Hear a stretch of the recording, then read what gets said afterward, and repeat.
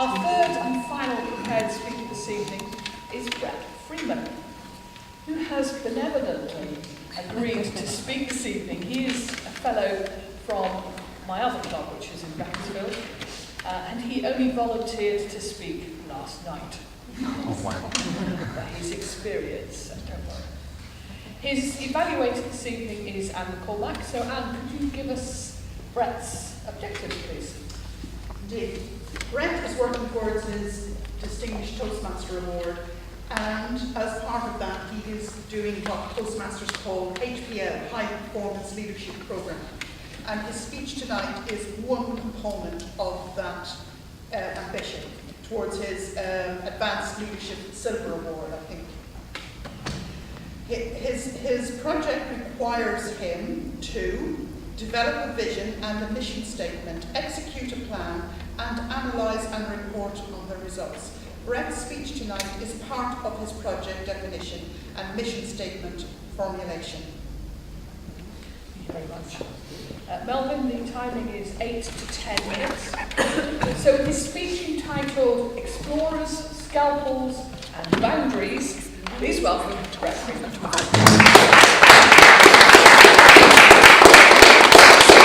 First, can I say, what an amazing venue. This is fantastic. I've been to a lot of clubs, and this is a great venue, so I'm really pleased to be here, so thank you for the invite. In 1960, a group of 12 Soviet explorers set out on the 6th Soviet Antarctic expedition. And one of the men on this expedition was a 27-year-old doctor. Now, this doctor was tasked not only with the medical support of the entire team, but he was also the assistant meteorologist and in charge of all the heavy equipment. So mechanic by day, mechanic by night, I suppose. One night in April of 1961, our young doctor found himself doubled over in pain in his quarters. And he couldn't stand it. He couldn't breathe. His temperature was skyrocketing. He had the shivers, and he began to vomit. And after some quick self-diagnosis, he realized what he was suffering with is an acute appendicitis. Has anyone ever had an appendicitis? I have, let me tell you, it's horrible. Worst pain I've ever experienced in my life. So our young doctor is sat in his room, and he penned the following in his journal. I did not sleep at all last night. It hurts like the devil. A snowstorm whipping through my soul, wailing like 100 jackals. This is it. I have to think through the only possible way out, to operate on myself. It's almost impossible, but I can't just fold my arms and give up. So our young doctor was faced with a dilemma. Either he curled up and died in his quarters, or he took out his own appendix. So he quickly called his benevolent team to his side. None of them had any medical experience. And he said, men, what I need you to do is create a makeshift operating theater.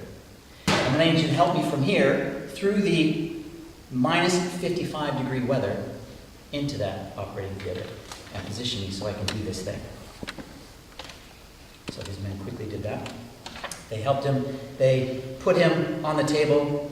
He positioned himself, and he took a mirror so he could see his abdomen. He reached into his medical bag, took his scalpel, made a 5-inch incision, and removed his own appendix. Without the aid of anesthetic. Without the aid of anything. This was in the 60s. There was no medevac. There was no air ambulance. He didn't have a choice. Now, there's lots and lots of life lessons we can take from this. We can talk about his bravery. We can talk about keeping calm in all circumstances. What I want to talk about tonight is comfort zones. And I'd like to invite each and every one of you to reach into your own medical bags, pull out your scalpels, and perform a bit of self-surgery as you look inside and see where your comfort zones are. And the first thing I want to do is I want to define our comfort zone boundaries. So where are your comfort zone boundaries? So as you begin to look for that incision point. In the context of Toastmasters, we tend to find our comfort zone, and it gets to be tricky. Because everybody in Toastmasters talks about, let's step outside our comfort zone. Let's do something that makes us uncomfortable. Let's push and stretch ourselves. And so what you do is you turn up to Toastmasters, and you sit in the back, and you're a guest, and eventually you get the courage to raise your hand and you stand up for a table talk. And you stand up here and you face this way for the first time, and you look out amongst all the faces, and you deliver a table topic. And you can't wait for the green light. As soon as the green light's over, you wipe the sweat from your hand. Raise back there, see? And then maybe a couple weeks later, you put your hand up again, and it's not so difficult this time. The first time you were very nervous, and it was difficult to step outside of your comfort zone, but you did it. Eventually, you sign up for the club, and then you deliver your icebreaker, and you decide a topic, and you create a speech, and the night comes, and you get up again facing this way, and you're looking at all of the same faces, and you deliver your table topic. The light comes on, and maybe this time you wait till the yellow light, and then you raise back to your seat. And the thing is, what used to be outside your comfort zone is now becoming your comfort zone. And by the time you've delivered your second, third, fourth, I've done over 40 speeches. I don't even want to count how many speeches Jackie's done in Toastmasters. But the more you deliver, the more comfortable this environment gets. Because you deliver the same speech, or different speeches rather, to the same audience. Somebody from that audience that you know comes up and gives you a formal evaluation, and you take the learnings from that and you apply them to your next speech. And so we begin to define the boundaries of our comfort zone, and sometimes we're in our comfort zone without even realizing, thinking we're stepping out, but we're still standing up in front of a group of people that we know very well, delivering a speech. And we come to Toastmasters because we want to improve our public speaking skills, and then we're called to do something at work, and we get up in front of a different group of people, and we start to get nervous, and we wonder why. I've been stepping out of my comfort zone every week at Toastmasters. Or maybe not quite, because it's always the same. So we define the boundaries of our comfort zones, and then the next thing we need to do is we need to start expanding those boundaries. So as we kind of adjust the mirror to the side of our incision, and we begin to look at ourselves in that mirror. Expanding the boundaries of our comfort zone becomes a bit trickier, but in Toastmasters, there is no shortage of opportunity. We've got a new Toastmasters year coming. All new leadership in clubs, new area directors, right? And so we have opportunities to continue to expand our comfort zone. Now, I've been in club leadership almost since I joined Toastmasters, and I've been stretched. My boundaries have been stretched. I've discovered lots of new things. I've had lots of opportunity to grow and to change and to learn and to influence and to be influenced. Opportunities to get involved in district conferences and really stretch my boundaries more and more and more. So as you begin to look at yourself in that mirror, and you begin to maybe dig a little deeper, how are you expanding your boundaries? And then finally, I want to talk about stepping outside of our comfort zone. So again, as we begin to dig a bit deeper and find the real source of the issue here, how do you step outside of your comfort zone? One of the things that I absolutely love to do during contest season is be a test speaker. I'll go to any club and I'll speak anytime. Because what it does is it gives me an opportunity to be evaluated by several people all on the same night. And it gives me an opportunity to step outside of my comfort zone, get in front of different people.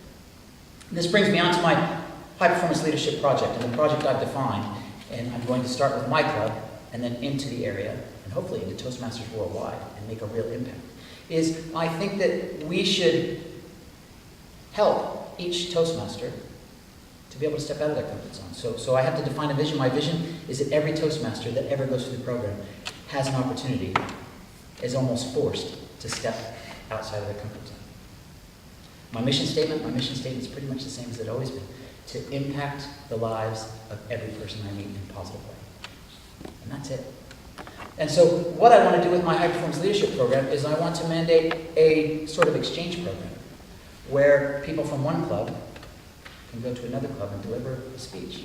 Perhaps speech 4, 5, 6, something like that. So you're used to delivering speeches to the same people. Now you can go deliver something to somebody new and really step outside of your comfort zone. As I said, one of my favorite things to do is to do test speaker, and I did 5 of them this year. And the greatest thing is that you get to deliver a speech, and you get anywhere between 4, 8, 10 evaluations on the same speech from different perspectives, from different people, and they're all looking for different things. And it gives me an opportunity to do a bit of self-surgery. And even more importantly, it gives me an opportunity to put the scalpel in somebody else's hands and let them do it. So, in conclusion, how is it with you? Is it time to close up that wound and suture yourself up and go on about your business, or maybe dig a little bit deeper? Find your comfort zones, define those boundaries, stretch those boundaries, and then step outside those boundaries.